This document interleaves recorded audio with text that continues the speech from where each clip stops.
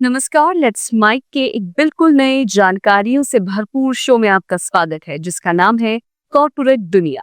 ये सिर्फ एक प्रोग्राम नहीं है बल्कि एक खिड़की है उस दुनिया की तरफ जहां बिजनेस की चालें, स्टार्टअप्स की उड़ानें, मार्केट की धड़कनें और कंपनियों के भीतर की कहानियां आपको समझाई जाएंगी आसान, रोचक और भरोसेमंद अंदाज में। आइए सबसे पहले नजर डालते हैं कारोबार की दुनिया की आज की खबरों पर। प्रधानमंत्री नरेंद्र मोदी ने आत्मनिर्भर भारत पर बल देते हुए कहा कि भारत का सबसे बड़ा दुश्मन विदेशों पर उसकी निर्भरता है और देश को इस दुश्मन को बाहर निकालना होगा।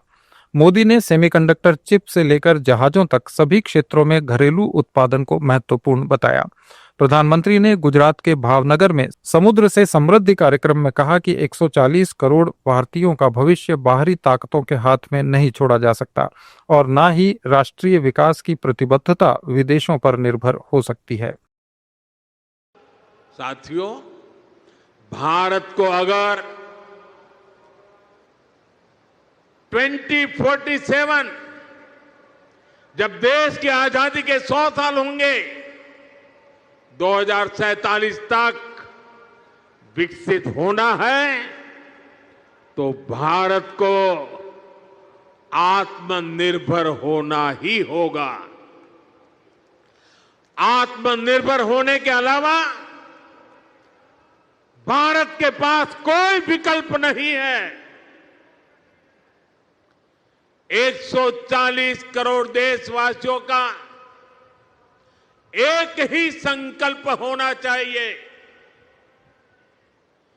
चीप हो या शीप, हमें भारत में ही बनाने होंगे।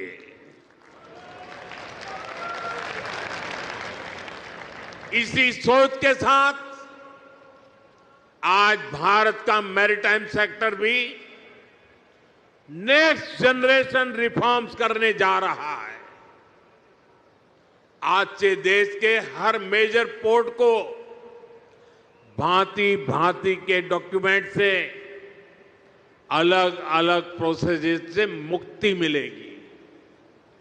वन नेशन वन डॉक्यूमेंट और one nation one port process अब व्यापार कारोबार को और सरल करने वाली है। प्रधानमंत्री ने कहा कि देश अब अपनी विरासत को फिर से प्राप्त करने और एक वैश्विक समुद्री शक्ति के रूप में उभरने के लिए कड़ी मेहनत कर रहा है।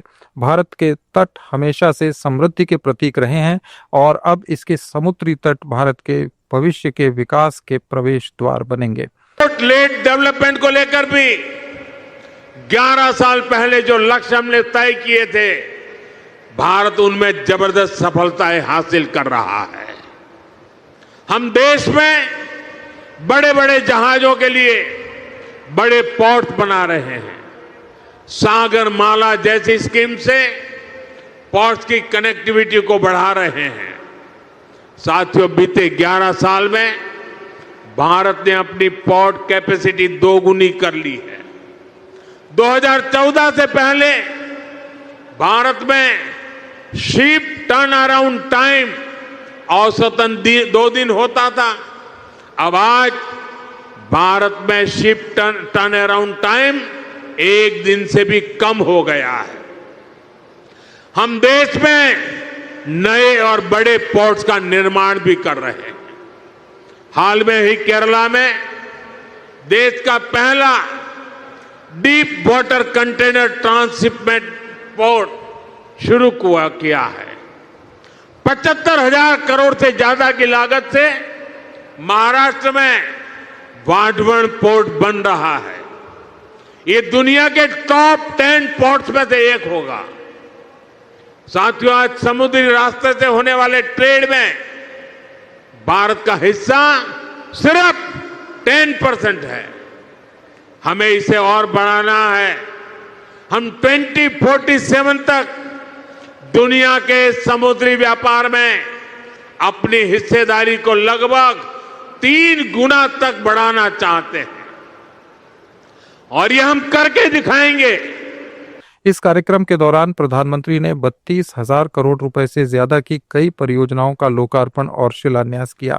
मोदी ने 7,800 करोड़ रुपए से ज्यादा लागत की कई बड़ी समुद्री परियोजनाओं के साथ ही मुंबई अंतर्राष्ट्रीय क्रूज टर्मिनल का इनॉग्रेशन भी किया। बाद में प्रधानमंत्री मोदी ने अहमदाबाद के पास प्राचीन शहर लोथल में राष्ट्रीय समुद्री विरासत परिसर NMHC की प्रगति का रिव्यू किया। NMHC का विकास 4,500 करोड़ रुपए की लागत से उस ऐतिहासिक जगह पर किया जा रहा है जो कभी सिंधु घाटी सभ्यता का एक महत्वपूर्ण व्यापार केंद्र था।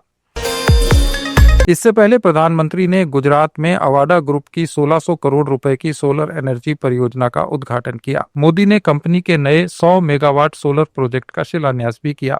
280 मेगावाट की यह परियोजना गुजरात के सुरेंद्रनगर जिले के तवी और वरसानी गांवों में 1,170 एकड़ से ज्यादा में फैली है। इस पर 1,500 करोड़ रुपए का इन्वेस्टमेंट होगा। अवाडा की 100 मेगावाट की सौर ऊर्जा परियोजना 350 एकड़ में है। 400 करोड़ रुपए की इस इन्वेस्टमेंट के साथ इस परियोजना का क्रियान्वयन GJ सोलर द्वारा किया जा रहा है और इसके अप्रैल 2026 तक चालू होने की उम्मीद है। केंद्रीय वाणिज्य मंत्री पीयूष गोयल ने कहा कि कृषि हमारी सभ्यता की आत्मा रही है और चावल हमारे किसानों का गौरव है। इंडिया इंटरनेशनल राइस कॉन्फ्रेंस दुनिया का सबसे बड़ा चावल कार्यक्रम है जिसमें किसान, वैश्विक खरीदार और स्टेक होल्डर एक ही छत के नीचे इकट्ठे होते हैं।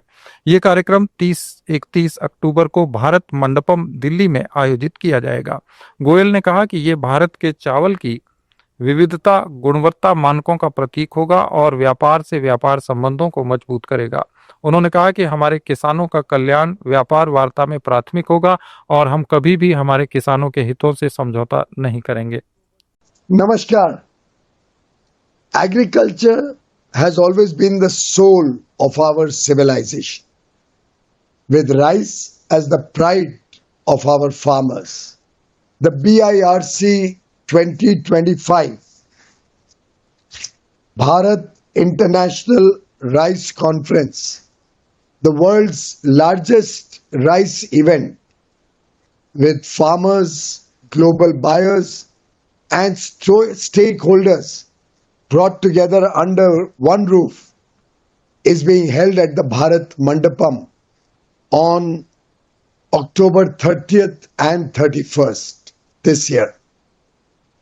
This will be a symbol of India's rice diversity, quality standards, and also strengthen business-to-business linkages. I am sure this will also accelerate our vision to double agri and agri-based exports in the next 5 years. We trust in Prime Minister Narendra Modi and his promise that our farmers' welfare will be primary to our trade negotiations and that we will never compromise with the interests of our farmers. वाणिज्य और उद्योग मंत्री पीयूष गोयल के नेतृत्व में एक delegation व्यापार वार्ता के लिए कल अमेरिका जाएगा। मंत्रालय के अनुसार इस यात्रा का उद्देश्य भारत और अमेरिका के बीच व्यापार बातचीत को आगे बढ़ाना और पारस्परिक रूप से लाभकारी समझौते को आखिरी रूप देना है।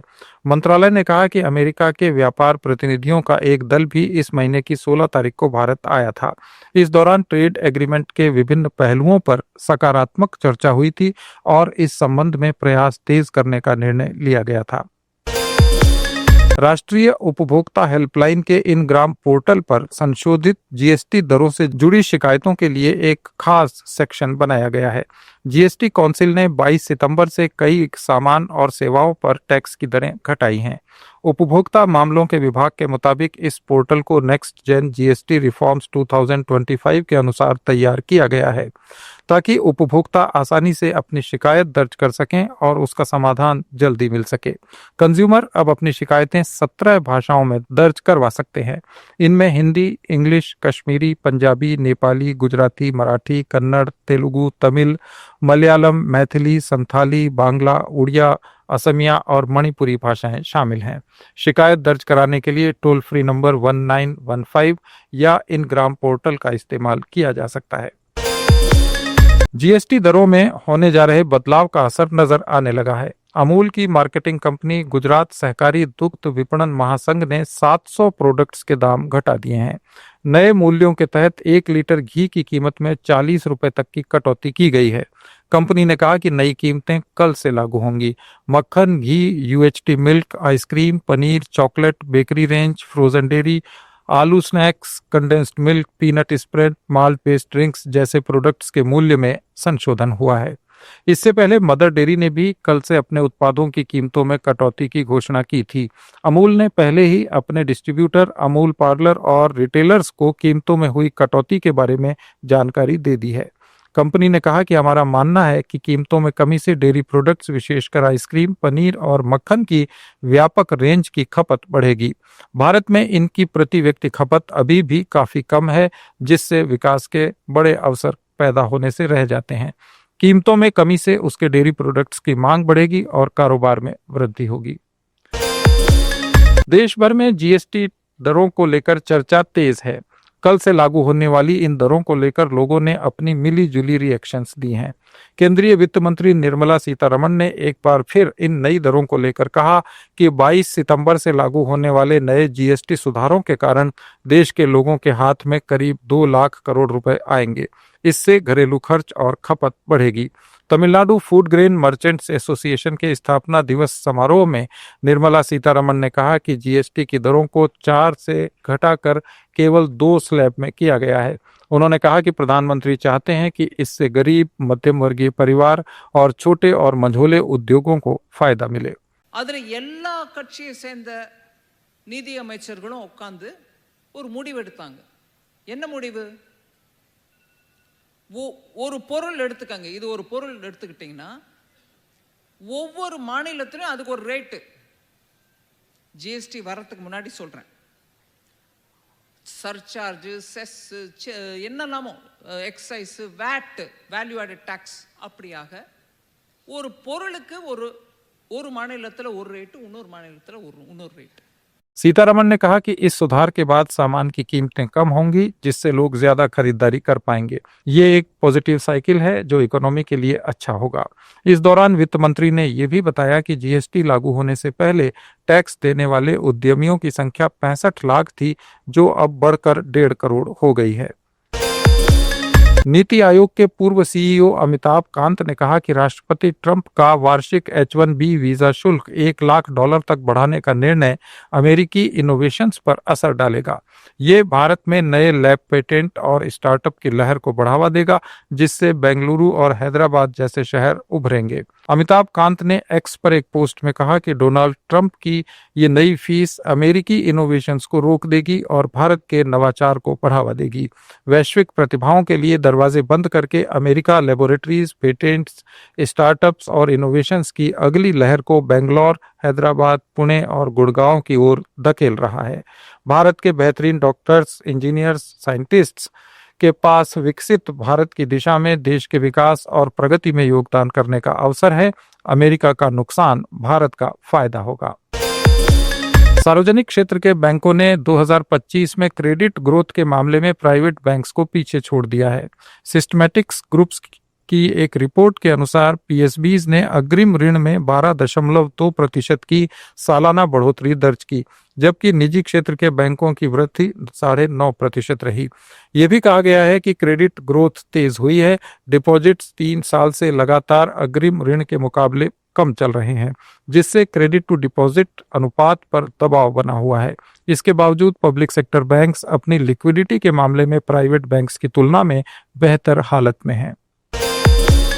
त्योहारी सीजन में खर्च बढ़ाकर इकोनॉमी की रफ्तार तेज करने के लिए आरबीआई ने बैंकों को डेबिट कार्ड जैसे खुदरा उत्पादों पर फीस घटाने को कहा है।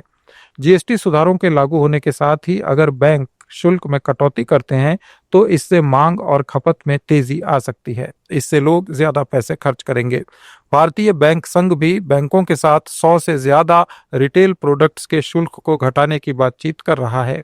एक ही प्रोडक्ट के लिए अलग अलग चुकाई जाने वाली फीस में भारी अंतर ने भी केंद्रीय बैंक का ध्यान अपनी ओर खींचा है। आरबीआई उन शुल्कों के प्रति विशेष रूप से सचेत है जो देश में कम आय वाले ग्राहकों पर ज्यादा असर डालते हैं। रिजर्व बैंक ने खुदरा उत्पादों पर शुल्क की कोई विशेष सीमा नहीं निर्धारित की है और इसे बैंकों पर ही छोड़ दिया है। ये थे कॉरपोरेट जगत के आज के कुछ अहम समाचार। अपडेट्स के लिए जुड़े रहिए लेट्स माइक के साथ। अनुभव हो गया।